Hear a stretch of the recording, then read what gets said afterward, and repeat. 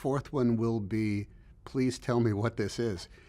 And it ends up being, I think, just as profound and new as the previous movies were. They keep finding this new kind of reality to examine in the personas of Bo Peep, Gabby, myself, why I say myself, Woody, and everybody else. And it really has always been a question of, well, what is the logic, and what is the theme? And they never cease to amaze me, is that they have that nailed at the very first time we get together and start working on it. Back in the first one, all the toys had a real good understanding of their place at that time in Andy's room. And there was this interloper that came in the form of Buzz Lightyear, who didn't realize what he was. You don't get it. You're Andy's toy, and therefore you got big responsibilities. And here comes Forky, and he wasn't even a thing. He was just this collection of pipe cleaners and I guess some Play-Doh, maybe a little bit, and a disposable utensil to eat pudding with. And he doesn't even realize that he has number one, a consciousness, but also number two, a job. He thinks he's trash. And so it's like Woody has to project onto him. He's got to educate him as opposed to the importance of where he stands. He's got this heavy burden of responsibility, and that he has to, organize everybody. But in this case, he also has to provide a reason and guidance for Forky, who normally would be afraid of everything and throw himself away. He's not up on the rules. He's also extremely edgy. He's like skittish. Everything he sees scares him for some reason, even good things. Lastly, I will say that he is wildly creative, and he doesn't really know it. A pair of bendable arms, even though they are pipe cleaners, can really be absolutely anything. And he has more depth to him than he himself even realizes. Bo Peep's interesting is because she has made her peace and she's wise. She's actually seen a way a world works that is, on one hand, completely counter to what Woody is hip to, but at the same time, it's kind of like the embodiment of what Woody wants, which is to be played with by children in order to make their lives a better, more happy place. Bo Peep has been able to discover that somehow, and that's an education process that still requires a number of I don't want to say death-defying, but dangerous circumstances. Which, yes, there's an awful lot of stuff to be avoided. There's a bad cat. There's human beings that are walking around as if there's malevolent Bensons that are trying to thwart them. But once again, Bo Peep is the one who also does in a lot of ways what Woody does for Forky. Bo Peep does for Woody by saying, you're better than this, and there's things that you can do that you're not aware of. Gabby is that very volatile combination of a sweet voice and a cute demeanor, who has an agenda that is kept as close to her voice box as possible. Beware of anybody who views themselves as being less than anybody else and needs to acquire something by any means necessary to maintain their status. Let's take the analogy that he jumps motorcycles. Well, his very first jump was a disaster, and so everything, the bike, the outfit, the crash helmet, his entire reason to live turned out to be a nothing, and he's got to recover from that. And what he's missing there is a lot of other guys, a lot of other toys, who help him explain that you don't necessarily have to be as cool as you are in the commercial in order to be as cool as you could be with your owner, with your kid.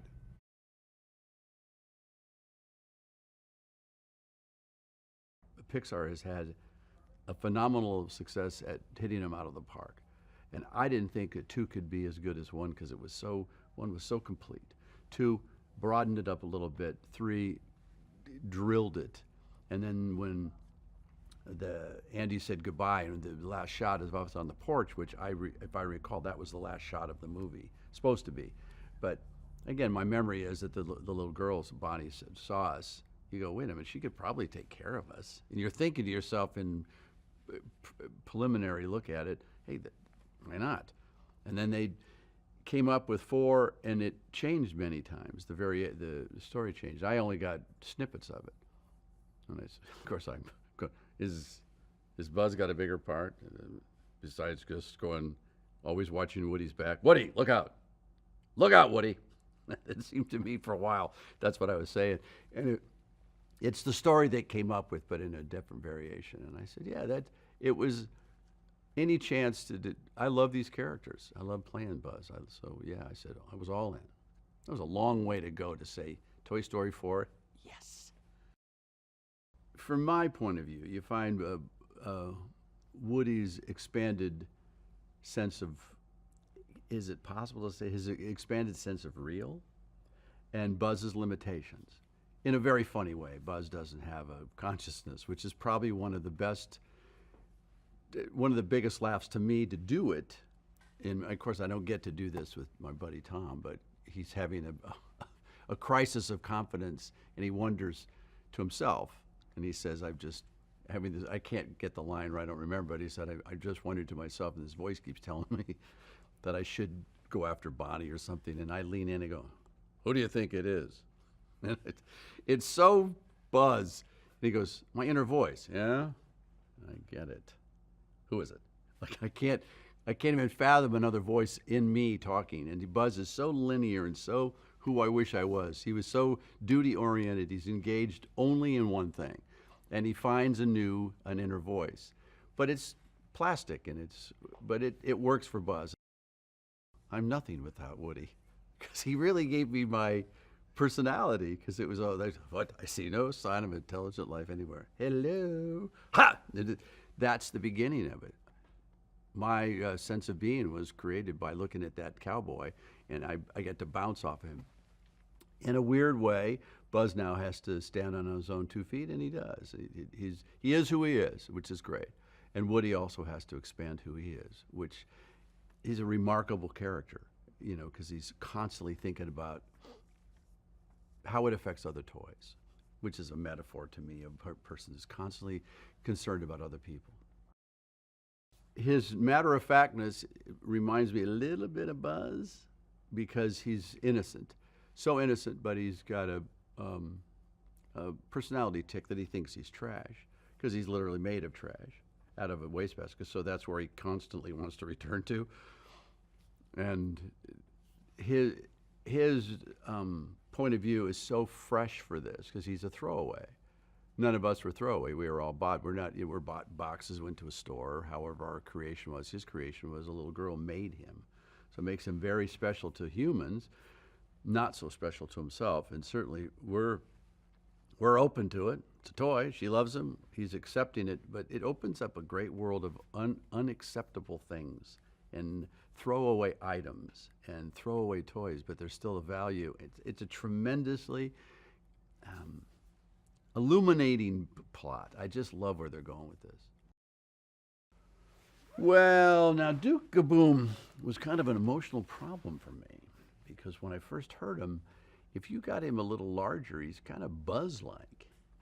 And I told them that, and I told Keanu the same thing, and he thought the same thing. He's going, it's got to be a bit kind of bravado like Buzz. And I said, so he made some adjustments, but he was so kind that he said, I don't want to get into the Buzz world. I says, no, I don't want to be walking through town in the John Wick world, or Neo, for the love of God. So he made some adjustments. I read the first draft, and that was good. And then there was a working animation that was almost like, I think, better than Toy Story 1. I mean, the technology, overall, this thing is so beautifully shot. It's so rich. It's almost startling. The hair on the kid's head, and it was amazing. Looking at the Bonnie's eyes, it was a lot of it was amazing.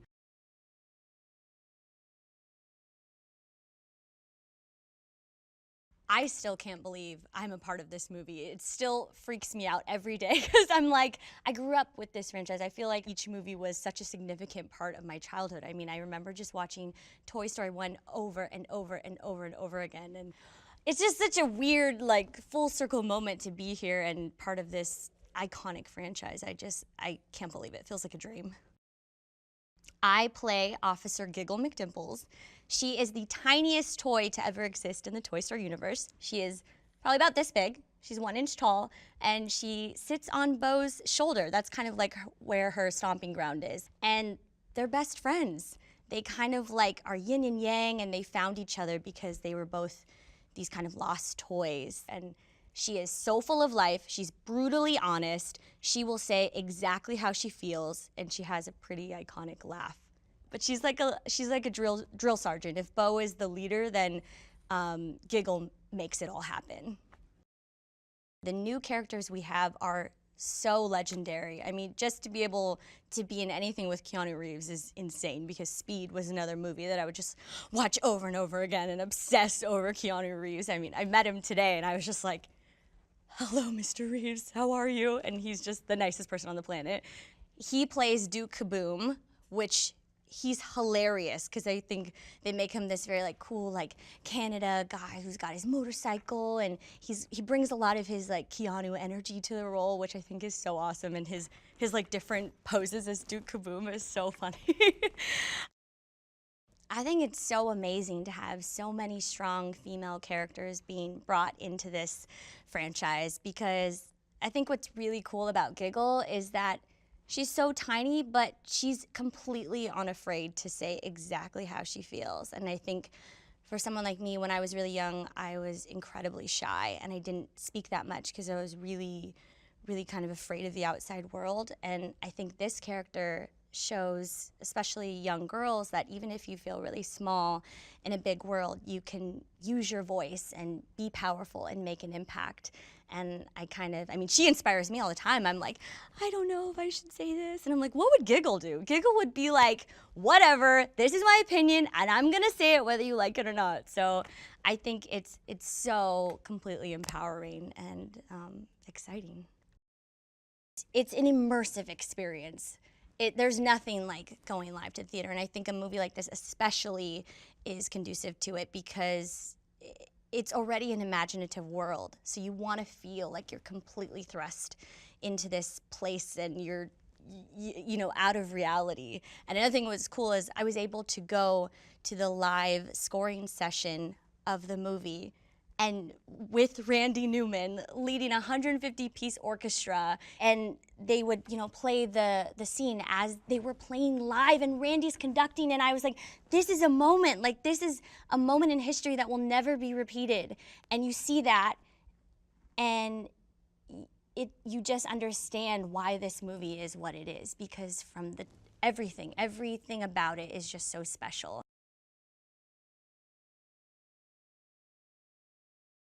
I play a character named Ducky, and he is a plush toy that is spent his entire existence, most of his existence, connected to a pegboard wall at a carnival, and he is threaded through like a small piece of like polyurethane to another toy named Bunny, and they're inseparable. But at the same time, they have been waiting their entire existence to be one, and they've spent their entire existence watching kids get cheated by carnies. and so they have a very jaded outlook on life. And so he's very loyal to Bunny. They bicker. They're like an old couple. They bicker like an old couple. But they have deep affection for each other, which you learn in the movie. But also there's every moment of their life is anticipatory. Everything is, am I going to get one today? Is it? And oh no, it's and then and the other thing about the pegboard is that they're some of the only toys left on the pegboard. It's like they're in the worst real estate, top right corner. And so it's like no one's looking up here at a little duck that was made in Taiwan. So I think he also has some self-esteem issues that he covers up with aggression. I'm part of a duo, and I play Ducky, and the other half of the duo is Bunny, who's played by Jordan Peele. So for those who don't know, we had a comedy show for 5 years called Key and Peele, and we are a comedy team like Abbott and Costello or Laurel and Hardy, and so the dynamic is very interesting. They're very similar in their outlook of the world. They just want to be owned by a kid, but the kid, they don't even have an opportunity to. They don't know what they could do to get their chances to be better. I mean, they're carnival toys, you know, the ring toss. It's all fixed. It's all fixed. Those games are fixed. And so it's just this existence where they're going, one day we'll be one, or when will we be one? And also the other thing that the one thing that they never talk about is if one of us is one and the other one isn't, then what happens? So it's, so the dynamic is kind of like an old bickering couple. There's a lot of love there. There's a lot of loyalty there. They would do anything for the other one. But at the same time, they get on each other's nerves. You would too if you were connected to another being for your entire existence. I think it's a very helpful message that we learn from Bo Peep, which is that she's made a life for herself. It's not an orthodox life. It's not a traditional life. And yet she's fulfilled. And once Woody and her stumble across each other's paths again, I think Woody starts to see that you could live an untraditional life as a toy. You could be a toy that's out in the middle of a field and gets played with once every 3 weeks. You could be a toy that that's perfectly fine. And I think it's a really lovely thing for kids to learn. I think because if a kid, look, we're all looking for safety. And if a kid goes, I'm just going to go with the flock and do what all those other kids do, or or my parents are saying, here's what the culture scape tells us we're supposed to do, and here's this beloved character in the Disney world that is doing whatever she wants and is thriving at it, and that's exciting. Something that's very funny about Toy Story 4 is Forky's creation and Forky's evolution. You just can't. I was in a small screening room with 9 people, 6 of which I was related to, and 2 of which are under the age of 10. And to see the work that Tony Hale did, the work that the animators do, the work that Josh did with this character Forky, it's fantastic. And takes its time as he's, one thing, it's just so funny to watch him just be on this laser path. Trash. He just thinks it's so funny. It's hilarious and a little heartbreaking that he's like, this is what am I exist? I'm a spork, for heaven's sake. I'm supposed to be used and then thrown away. That's what I'm here for. And I love that he knows that as his purpose.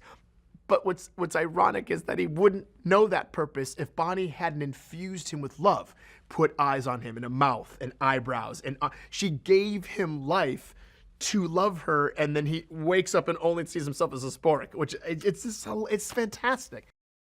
Josh Cooley is the director, and I'm so very privileged to have been able to work with him, and I think Jordan would say the same. We just really had a wonderful time. He was sometimes the best thing with the director is when they're open to collaboration and they're willing to put their ego aside for a part of their vision. Now, I think in regard to this film, in regard to Josh's vision, it was what about our protagonist haven't we explored yet? What about Woody have we not explored yet? And I think that without ruining anything, he's really come up with a fantastic idea, which is that I think even Woody, in a way, he doesn't know that he's going through an existential crisis. It's fun that I feel like it's subconsciously happening to him.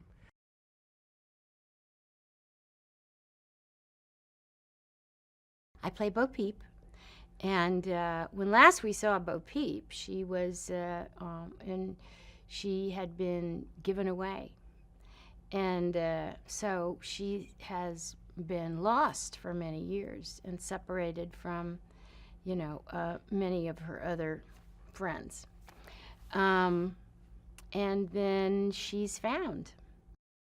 There was a whole team at Pixar who was put on. It was called Team Bo. And they wanted her to be modern, and they wanted her new look to suggest the experiences that she's gone through. And it's been like 7 years or something like that. So they wanted her to, she's a little On the outside, she's a little the worse for wear, but the journey that she's been on has really made her wise and strong, and she's great.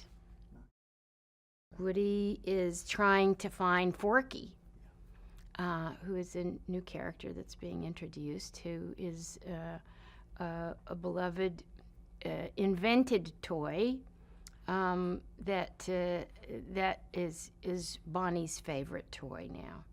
And so, because Woody is such a good guy, Forky gets lost and he goes trying to find him. Gabby Gabby is also a new toy for us, and she's a lost toy, and she has handled her lostness with not as much grace as some other toys have, and so she has qualities that are not model behaviors, let us say. A new character for us, a good friend of Bo's, who she employs to do some fancy things. He's a Canadian kind of stunt toy, and you know, all the toys have wonderful specialized things that they do. You know, like how they use Slinky when they need to get out a window or something. Well, Duke has a motorcycle, and Duke does stunts, so they need Duke. He's a lovely person. That's kind of can be said across the boards for the guys there, but Josh especially. And what a difficult thing to step into the director's shoes on these, because there's so much riding on these, and every one so far has been a masterpiece. And it is, I mean, the day before I saw the film, I was going through all kinds of like heart palpitations, because I thought, oh my God, am I going to be the first actor to like ruin a Pixar movie? Because of course you think those thoughts. And I'm sure that Josh was in that mind times 10,000 million, because it's his baby, every aspect of it. But he's just a lovely, lovely human being. And so he knows the heart of things. And it's just, hey, he's done it again.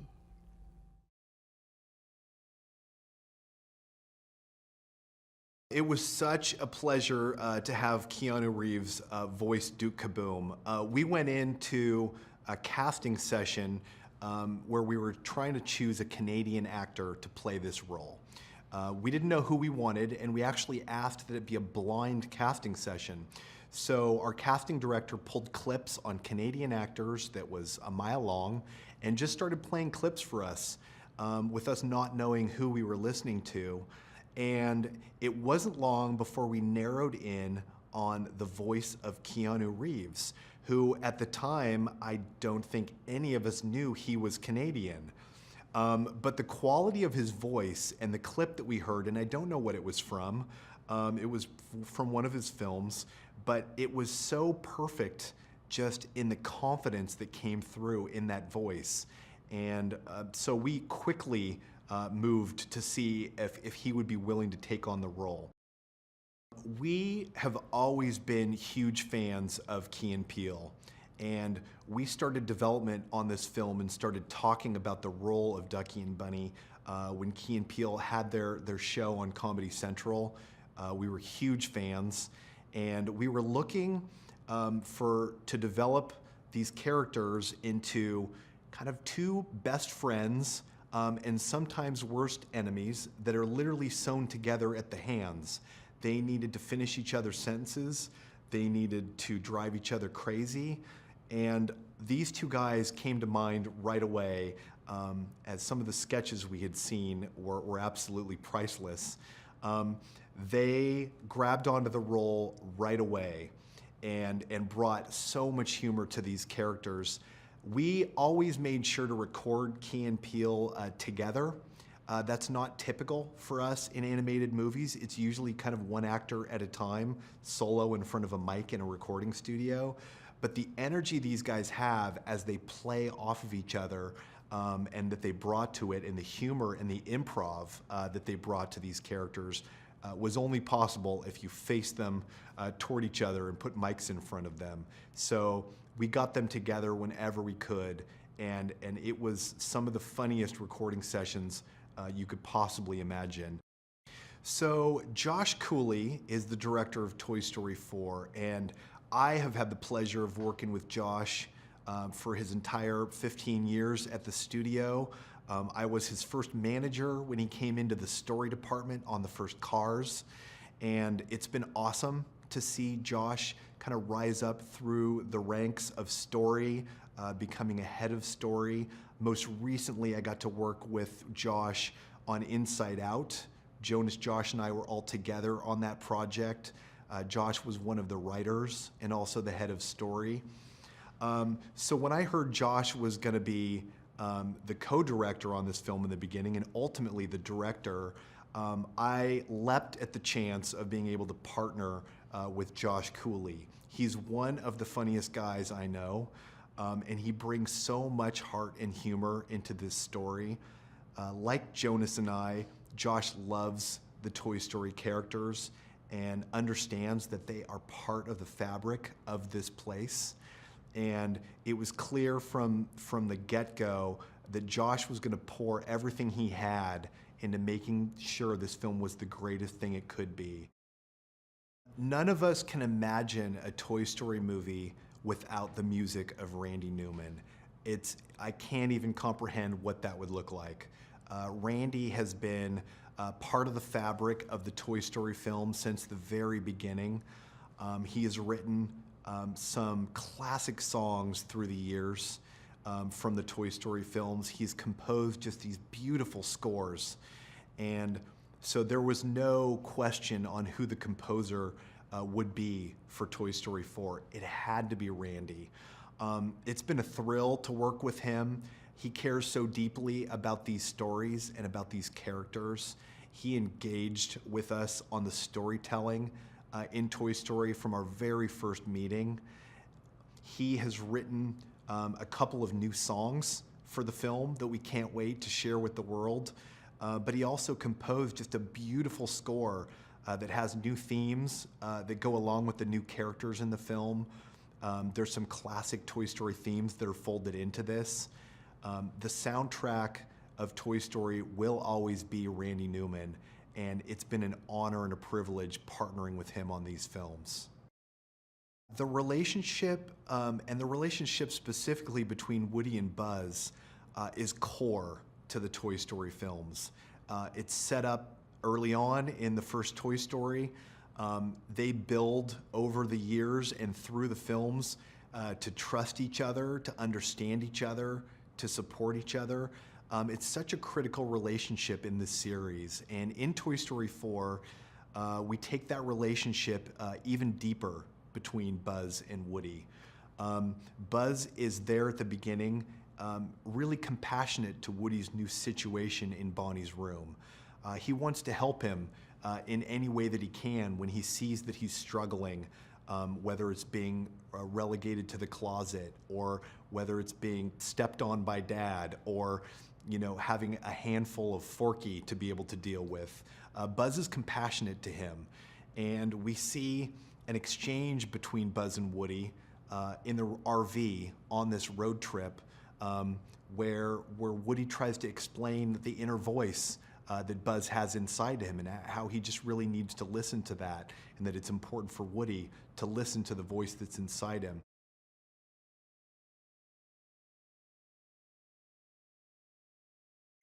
I play Gabby, who starts off sort of seeming like the villain, and she's a 1950s doll who had a dysfunctional voice box her entire life.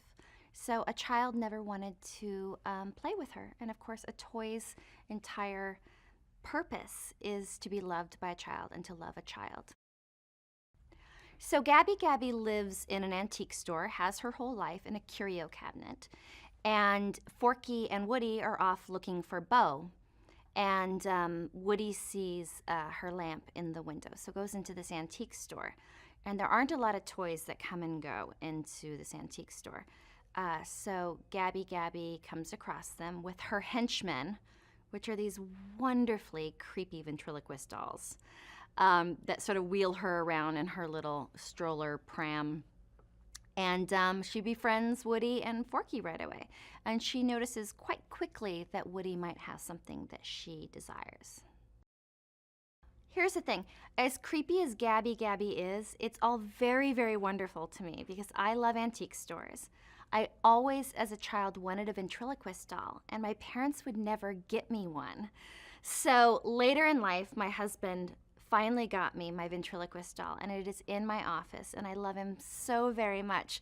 So when I came in to do the voice, they were showing me this animation, and I said, you guys, this is blowing my mind. You have no idea. This little doll has red hair and blue eyes and hangs out with weird ventriloquist dolls. Like, she is me. Except for, hopefully I'm not as... Maybe I am misunderstood. Maybe I'm really misunderstood. I think all the Toy Story films bring up a sense of nostalgia in us as adults, and for children, the sense of wonderment, of always wondering what your toys were thinking when you were sleeping or when you were at school, that they have this real life that's going on. And to imagine that, you get to bring that up in the film. And for adults, it's the nostalgia and the adult humor that's mixed in so that both adults and children can enjoy it. Josh Cooley directed this, and he did such an amazing job. He had such a clear idea of who these characters were and what he wanted, but was also collaborative and wanted to play. But it's a big deal to come into the Toy Story franchise and be the new director, and I think he just did it with such confidence and like such a clear vision that it made me feel really, really comfortable when I was in the room and felt like I had a really safe place to try things out and nothing was wrong, and we could just have a lot of fun, and I really appreciated that.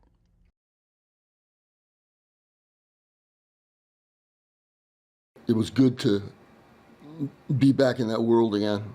And there was, most interestingly to me, there was new characters, new music that was required.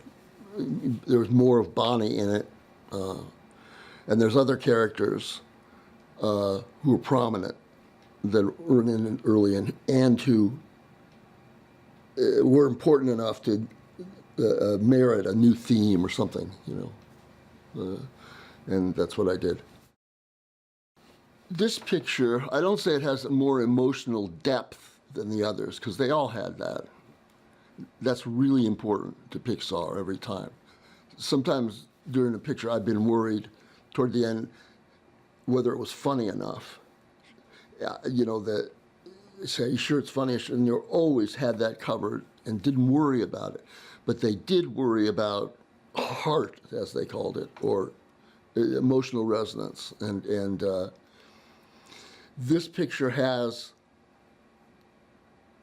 a great deal of that, you know, where important things are happening to people we love and big decisions are made that are surprising.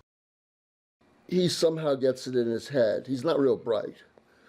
He gets it in his head that he's disposable, that he should be thrown away. So he keeps trying to, you know, jump out of this van they're in and on the highway and throw himself off a cliff and things like that, and throw himself in the trash cans over. And Woody has put himself in charge of keeping him from doing so. So they're in the song, I can't let you throw yourself away.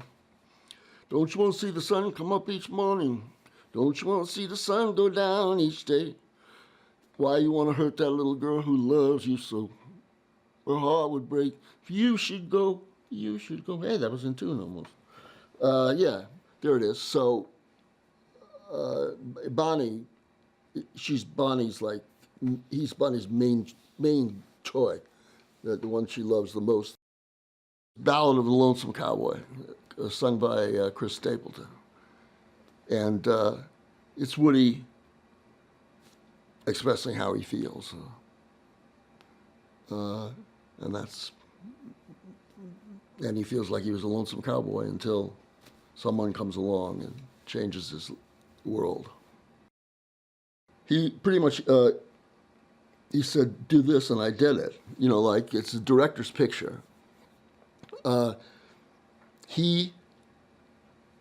was the first picture he did, and it's kind of overwhelming, you know, when you're in there and there's a bunch of musicians and someone's conducting an orchestra and speaking in a language you don't quite understand.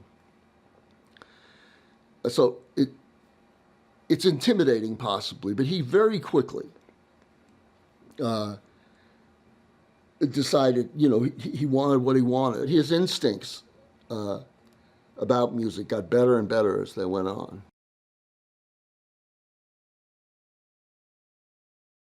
Being in a Toy Story film, yeah, it's, I mean, again, I think I have to speak to the technical and then to the characters and then to the ambition of storytelling.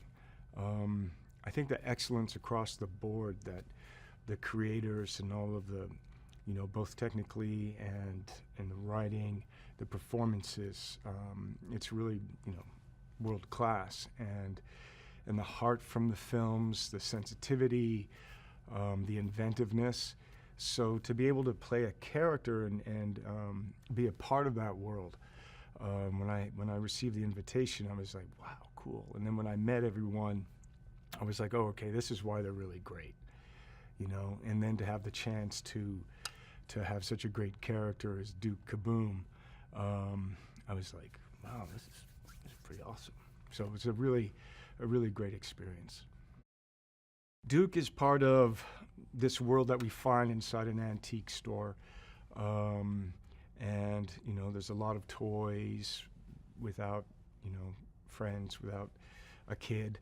And, you know, Duke's a part of that world. And all of a sudden, Bo Peep comes back and she's got a friend with her. Who's that cowboy? You know, and so he's introduced to Woody.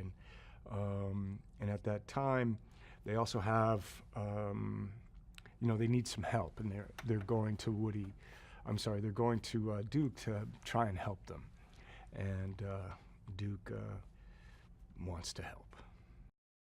I play Duke Kaboom in the film, and he's a daredevil, a stunt man. He's a toy that he's got his motorcycle, the Kaboom cycle.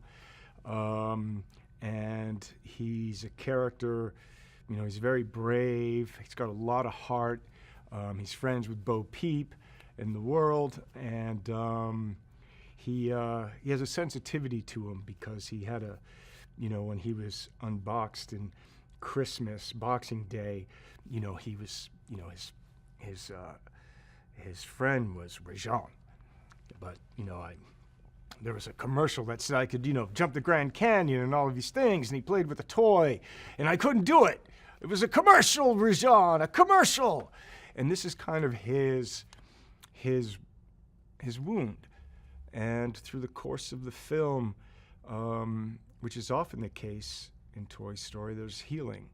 And it's healing through the friendships, the companionships, the adventure, the task. You know, there's a lot of kind of teaching moments, but also, you know, through character and through love, you know, that wound for Duke is healed, you know. So I love Duke Kaboom. Bo Peep is a rocker. You know, I mean, what a spirit. You know, her kind of can-do aspect and also her wisdom. And that character has, you know, the juxtaposition with Woody in terms of their storylines.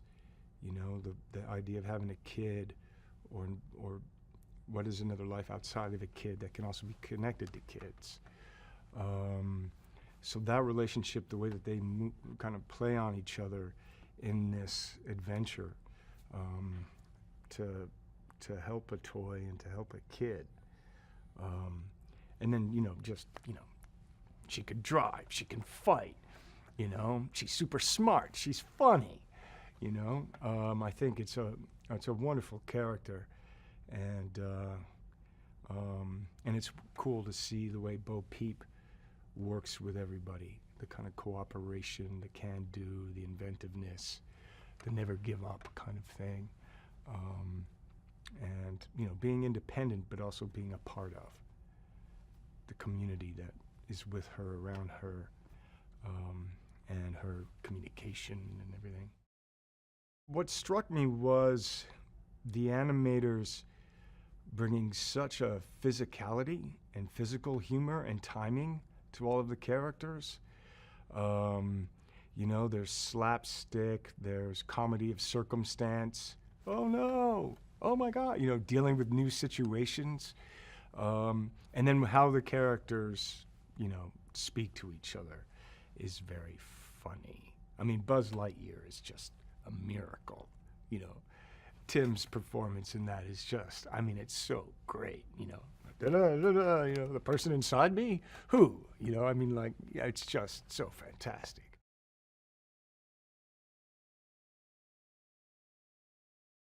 There's so many things I love about Forky, and I think while I was doing it, and Josh Cooley, the director, was in the room, I just always had this, he's just a new child. Like, he's new to the world. And when you're new to the world, everything is curious and just so many questions. And also, like, people it's almost like an alien coming to this planet and being like, why are you eating a burger with 2 buns? Like, that's the most ridiculous thing. Like, why are you putting bread on top? It just doesn't understand, like, why. And to the toys, like, why is everybody dropping to the ground when this large giant walks in? I don't understand how this happens.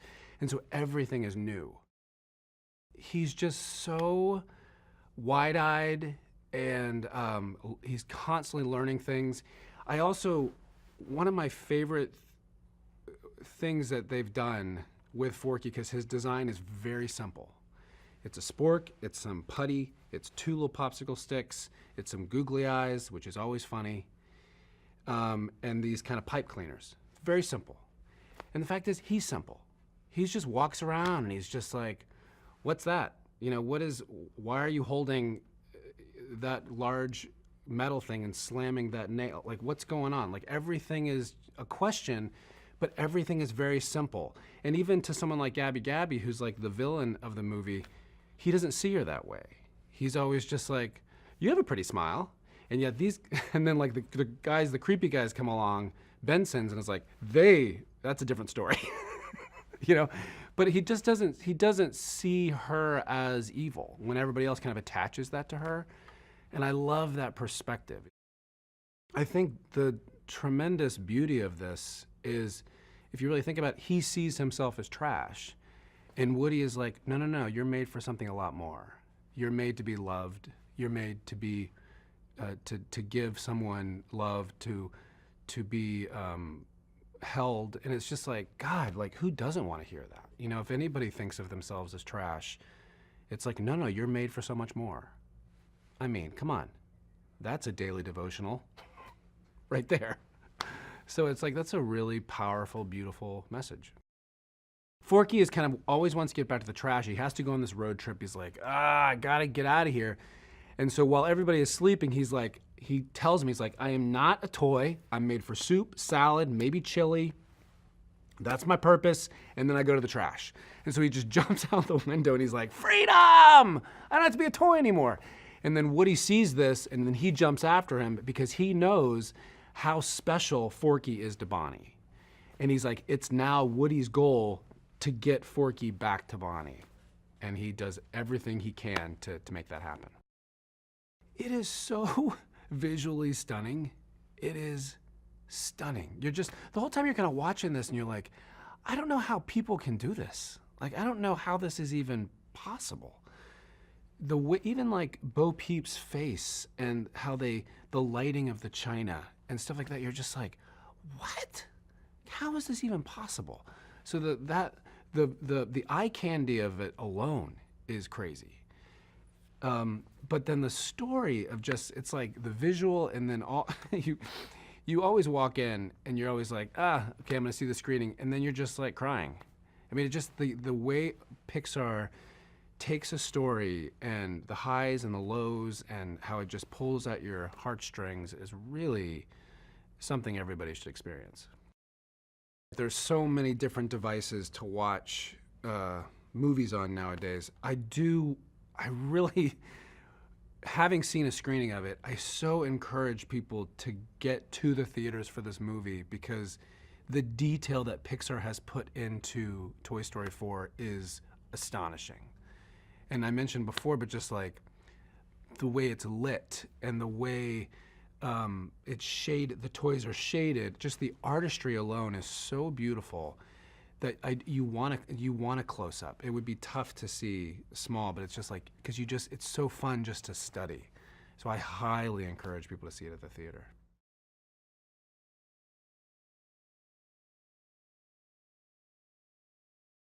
So this story begins in where Toy Story 3 ended, which is the toys have been given to Bonnie from Andy, and we start right there. It was one of the reasons I got excited about this film was what's next for these toys? They've been given to Bonnie. It feels like the story's over. I thought it was over.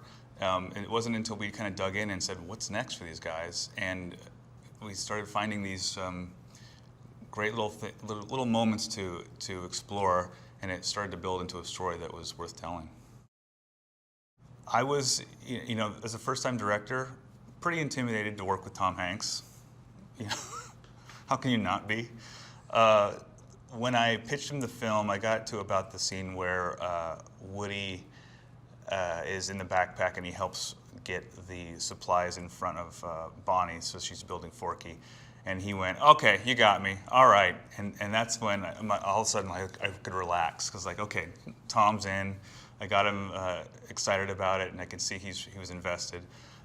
He's Woody. He's been Woody for almost 30 years now or something like that. So he knows the character so well. He knows the world so well.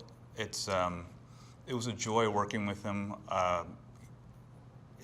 He almost directs himself because everything he gives you is gold. It becomes an embarrassment of riches. It's like, what take do I not use? So it was so much fun working with him. Absolutely loved it. When I pitched this film to Christina, and I told her more about Gabby, and I told her like there's a lot of ventriloquist dummies and it's kind of creepy, and she went, oh, okay, this sounds great. And I said, what? And she said, well, growing up I didn't really play with dolls, I played with ventriloquist dummies. And I said, okay. And she said, and also I have a lot of dolls in my house. I'm like, you have a lot of, she said, actually I have a lot of doll heads in my house. And I said, a lot of doll heads? And she said, what, you mean the dolls? And she said, no, just the heads. And I was like, oh, you're gonna be perfect. So Team Bo is a group of artists here at the studio, animators, artists, technical artists that came together to work specifically just on Bo Peep and her kind of return to the big screen. All of these artists were all women at the studio that kind of took it upon themselves to shepherd her, literally, onto the screen in a big way. And they oversaw every kind of aspect of her and made her incredibly awesome. Tim Allen is Buzz Lightyear. He just is. And he comes into a room and it feels like Buzz Lightyear has just walked into the room. Tim has been doing Buzz for 30 years as well, and he and Tom both know what feels right for these characters, and that's something that I relied on that heavily. If they ever felt like, this doesn't quite feel right, I go, well, let's stop and let's talk about it and let's get there. So it was so much fun working with both of them. I was not prepared for how funny Keanu Reeves is. I was not ready for that at all. He's just naturally a very funny guy, and he brought so many gags and so many thoughts that are in the movie. For example, Duke doing all these poses, that was his idea. He came and met with us early on. Before he was even cast, he came and was talking about the character, and out in our atrium, he just stood up on the table and started posing and yelling, "I'm Duke Kaboom!" Hoo, ha.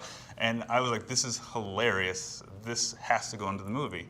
And so I'm so glad he is in this film, because that is him on the screen.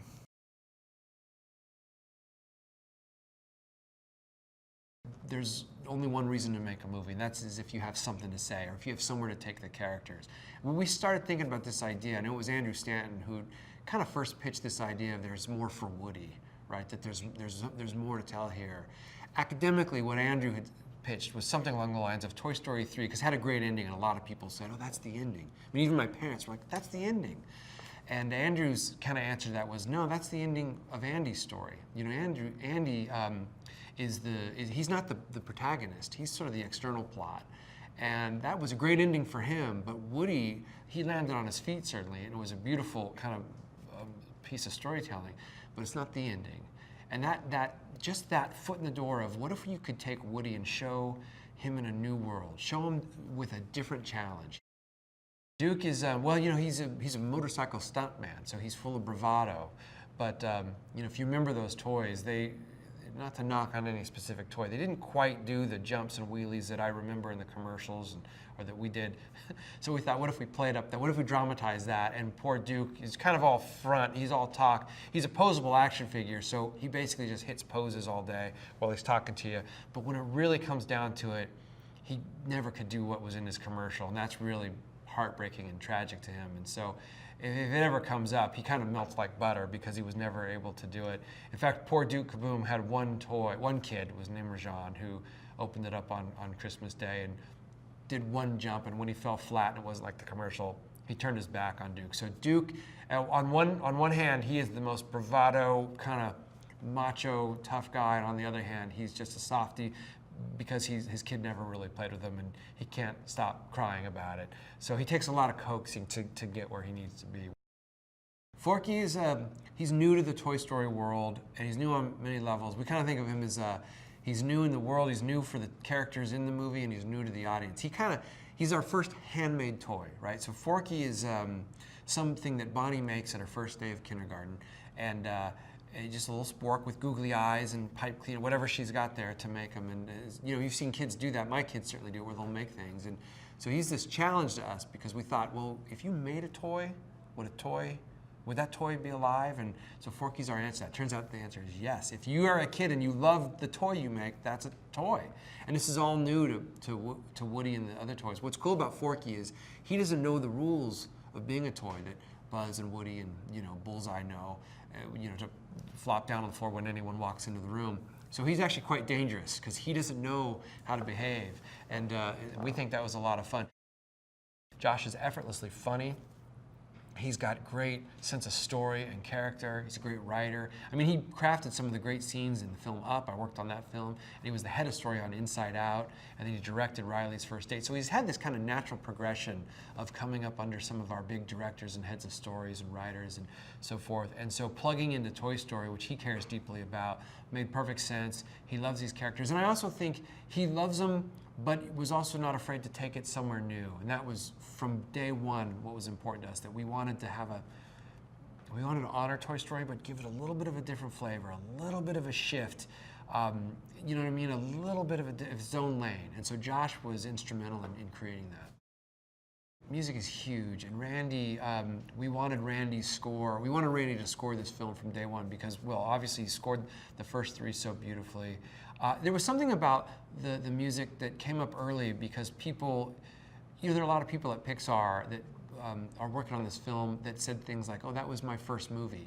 And that song is the first song I remember. Like, the music and the song, Got a Friend in Me, I think helped. Well, it's just part of the fabric of Toy Story, so we couldn't imagine it without Randy. What was cool, obviously Randy is an American treasure, so working with him has just been a great honor.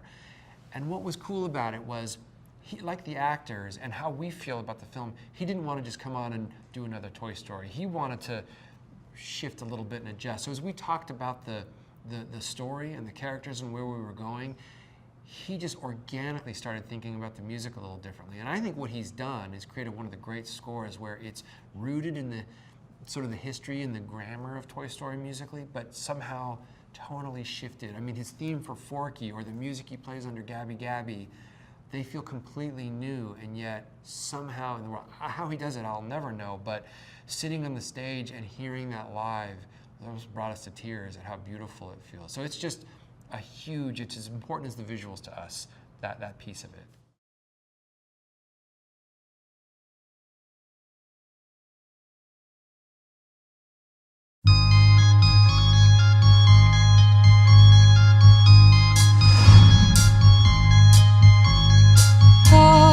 Flows of angel hair and ice cream castles in the air and feathered canyons everywhere. I've looked at clouds that way, but now they only block the sun. They rain and snow on everyone. So many things I would have done, but clouds got in my way.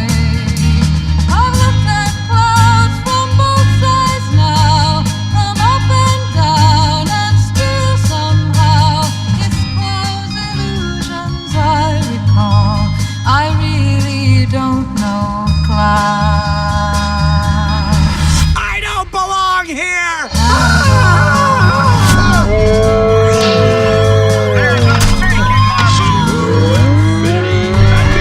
The panic is attacking me! Oh boy!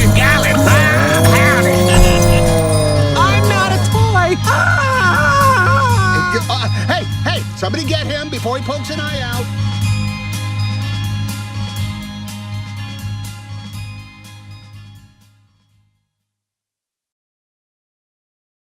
You're kidding me. He said that to your face? To my face. And then what happened? So I get real close, right? I'm like, I don't care which Cabbage Patch you're from, kid. Give me back my Viewmaster before I knock the dimples off your face. Oh! Okay? No, you didn't. You don't even care, man. Yeah. Hey, you are a I don't care bear. You know what I'm saying? You know what I'm saying? Oh, man. Oh, Ducky. Yeah. You see the new movie trailer? For what? You ain't see it? See what? What is it, buddy? Ducky. What? They're making another Toy Story movie. No! I thought those movies were done, dog. They made 3 movies. They did make 3 movies. This is number 4. Oh, shoot! Come on! I love the Toy Story, dog. Toy Story is my jam. What about Buzz Lightyear stuff? I am Buzz Lightyear, Space Ranger. And then Woody's like, you are a toy! Oh, yeah, that's pretty good. Woody. Do the flying thing he does. Do it. To infinity and your mom. Wait, what? Yeah. That's not right. You sure? No, that's not right. I'm pretty sure that's it. No, let me show you. To insanity and a blonde. What are you even That's how it goes. saying? No, that's how it goes. To immunity and respond. To indecency To infrequently. Hey, guys, you got it all wrong. It's to infinity and beyond. That's the stupidest thing I ever heard. You can't go to infinity, dummy. It's impossible. He up here talking about infinity. You're gonna go beyond infinity. You don't know nothing about science.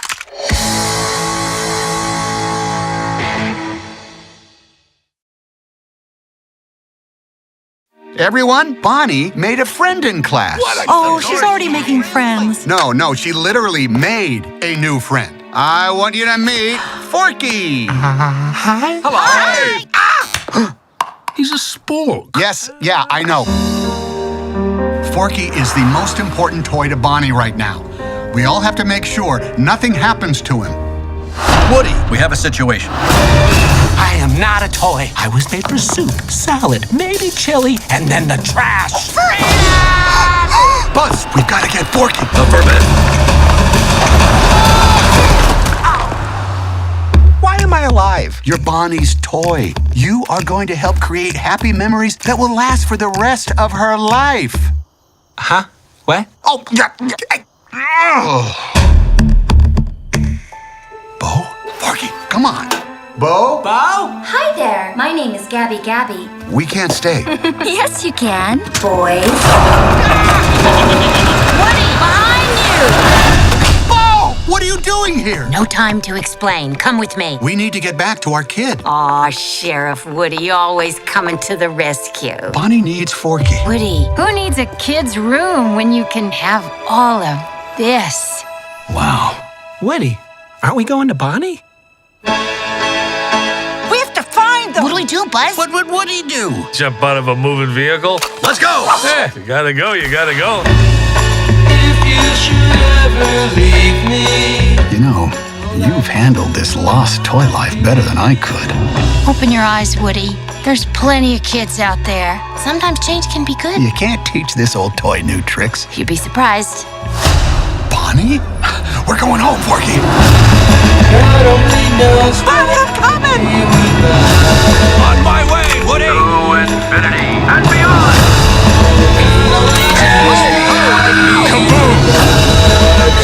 Don't let Woody leave. Kids lose their toys every day. I was made to help a child. I don't remember it being this hard. Woody, somebody's whispering in your ear. Everything's gonna be okay. God only knows what I'd be without you.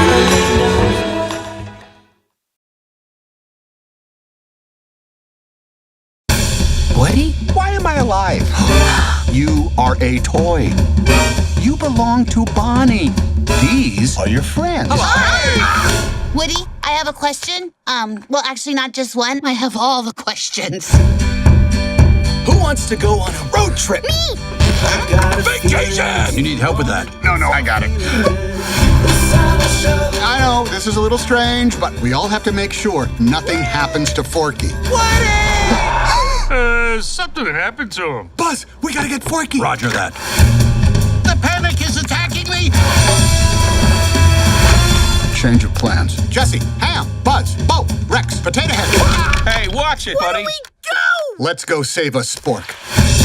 Do I need to be worried? Well, my guys are veterans. They'll hang in there. On my way, Woody.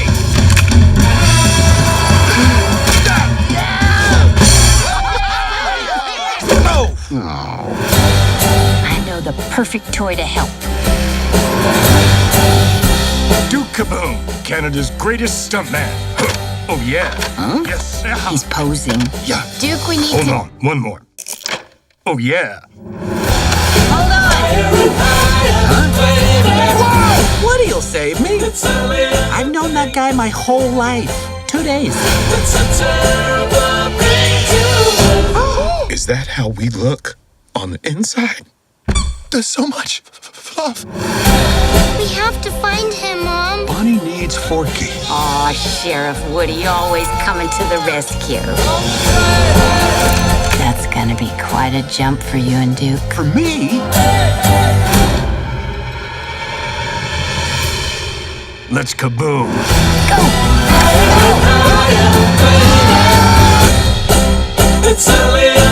That's where Forky is being kept. How do we get that key? What about the old plush rush? There you go. Oh, where did you two come from? Well, we're not doing that.